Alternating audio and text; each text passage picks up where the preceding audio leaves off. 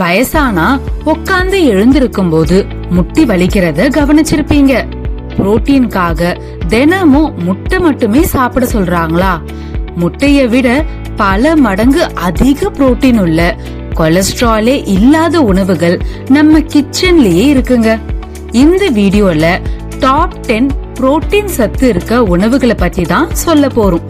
Skip பண்ணாம இந்த வீடியோவை முழுசா பாருங்க. உங்க தசை பலம் திரும்ப கிடைக்கும். பெரியவங்களோட ஆரோக்கியத்தை மையப்படுத்தி இந்த சேனல்ல நிறைய வீடியோஸ் போடுறோம். மிஸ் பண்ணாம பார்க்க அம்மா அப்பா நலம் சேனலுக்கு சப்ஸ்கிரைப் பண்ணுங்க. வீடியோக்குள்ள போலாம் வாங்க. வயசாகும் போது உடம்புல தசை நார்கள் மெதுவா குறைய ஆரம்பிக்கும். இதனாலதான் நடக்கும்போது பலவீனம் ஏற்படுது. இத தடுக்க நம்ம உடம்புக்கு புரோட்டீன், அதாவது புரதச்சத்து ரொம்ப முக்கியம். ஒரு முட்டையில 6 இருந்து 7 கிராம் புரோட்டீன் கிடைக்கும். ஆனா முட்டைய விட பல மடங்கு அதிக புரோட்டீன் உள்ள 10 அற்புதமான வெஜிடேரியன் உணவுகள் நம்ம கிச்சன்லயே இருக்கு. நம்ம பெரியவங்களுக்கு ஒரு நாளைக்கு 50 இருந்து 60 கிராம் புரோட்டீன் கண்டிப்பா தேவை. முட்டை சாப்பிடாதவங்களுக்கு நம்ம வீட்டு கிச்சன்லயே முட்டைய விட பல மடங்கு ஹை புரோட்டீன் உணவுகள் என்னன்னு டாப் ஃபுட்ஸ் ஆஃப் புரோட்டீனை பத்தி பார்க்கலாம் வாங்க. நம்ம லிஸ்ட்ல 10வது இடத்துல இருக்கிறது பாசி பருப்பு. ஒரு கப் சமைச்ச மூங் தால்ல சுமார் 14 கிராம் புரோட்டீன் இருக்கு. இதுல ஃபோலேட் மற்றும் அயன் ரொம்ப அதிகம். வயசான பெரியவங்களுக்கு இதுதான் பெஸ்ட். ஏன்னா இதுதான் மிகவும் light and easy to digest. வயிறு உப்பசம் பிரச்சனை இருக்கவங்களுக்கு இது ஒரு வரப்பிரசாதம். பருப்பு அடை எப்படி பண்றதுன்னு பார்க்கலாமா? இது ரொம்ப ஈஸிங்க. பாசி பருப்பை 4 மணி நேரம் தண்ணியில ஊற வச்சிருங்க. இப்போ அதுல கொஞ்சம் சீரகம், மிளகு, இஞ்சி, உப்பு சேர்த்து மிக்ஸில அரைச்சுக்கோங்க. அடை பதத்துக்கு வேணும்னாலும் அரைச்சுக்கோங்க, இல்ல தோசை மாவு பதத்துக்கு வேணும்னாலும் அரைச்சுக்கோங்க. இப்ப அந்த மாவுல தோசையோ அடையோ ஊத்தி சாப்பிட வேண்டியதுதான். அவ்வளவுதான். சாதா அரிசி தோசைக்கு பதிலா இந்த பாசி பருப்பு தோசை நம்ம பெரியவங்க உடம்புக்கு ரொம்ப நல்லது. நிறைய புரோட்டீன் கிடைக்குங்க. இது கூட தேங்காய் சட்னி, வேர்க்கடலை சட்னி, இல்ல காரமா தக்காளி தொக்கு வச்சு சாப்பிட்டா சூப்பரா இருக்கும்.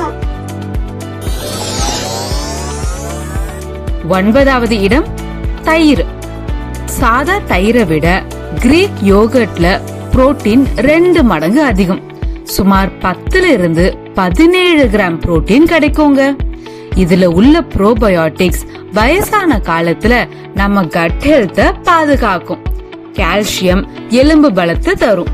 ஃபிளேவர்ட் யோகர்ட் வாங்காதீங்க, அதுல சக்கரை அதிகமா இருக்கும்.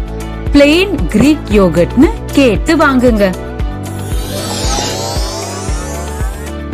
8வது இடம் சென்னா. 100 கிராம் ட்ரை சென்னால 15 கிராம் புரோட்டீன் இருக்குங்க. இதோட பெரிய ஸ்ட்ரென்த் என்னன்னா இதுல இருக்கிற ஃபைபர் நம்ம சுகர் லெவல திடீர்னு ஏத்தாம கட்டுப்படுத்தும். ஹார்ட்டுக்கும் ரொம்ப நல்லது. நீங்க கருப்பு சென்னா சாப்பிடுறீங்களா இல்ல வெள்ளை சென்னாவை சாப்பிடுறீங்களான்னு எங்களுக்கு கமெண்ட்ல சொல்லுங்க. 7வது இடம் ராஜ்மா. ஒரு கப் சமைச்ச ராஜ்மால 15 கிராம் புரோட்டீன் இருக்கு. ராஜ்மால உள்ள ஆன்டி ஆக்சிடென்ட்ஸ் உடம்புல இருக்க வீக்கத்தை குறைக்கும். ஹார்ட் ஹெல்த் மற்றும் ரத்த அழுத்தத்தை சரியா வைக்க இதுல உள்ள பொட்டாசியம் நமக்கு பெருசா உதவுங்க.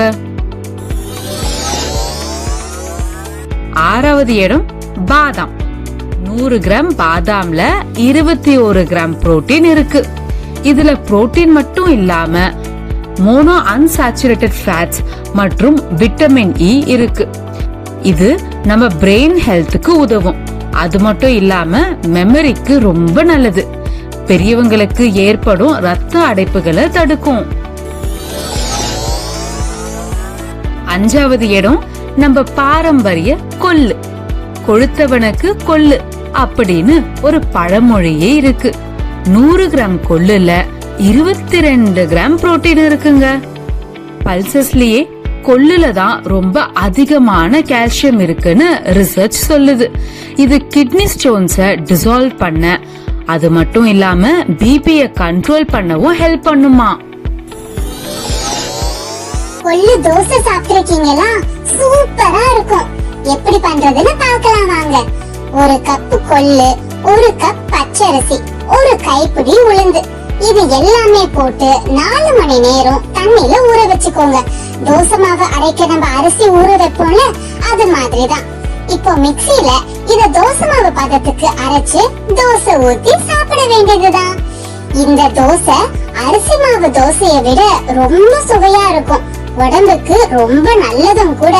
இது கூட தேங்காய் சட்னி, வேர்க்கடலை சட்னி, இல்ல காரமா தக்காளி தொக்கு வச்சு சாப்பிட்டா சூப்பரா இருக்கும். கண்டிப்பா ட்ரை பண்ணி பாருங்க. அரிசி தோசைய மறந்துட்டு தினமும் கொள்ளு தோசை தான் செஞ்சு சாப்பிடுவீங்க. 4வது இடம் பம்ப்கின் சீட்ஸ். இது சின்ன சீடா இருந்தாலும் 100 கிராம்ல சுமார் 19 இருந்து 30 கிராம் புரோட்டீன் இருக்கு. இதுல உள்ள ஜிங்க் நம்ம இம்யூன் சிஸ்டம் மற்றும் மென்ஸ் ப்ராஸ்டேட் ஹெல்த்துக்கு ரொம்ப முக்கியம். இதுல உள்ள மெக்னீசியம் நல்லா தூங்கவும் ஹெல்ப் பண்ணும். இத அப்படியே கடையில வாங்கி சாப்பிடலாம்.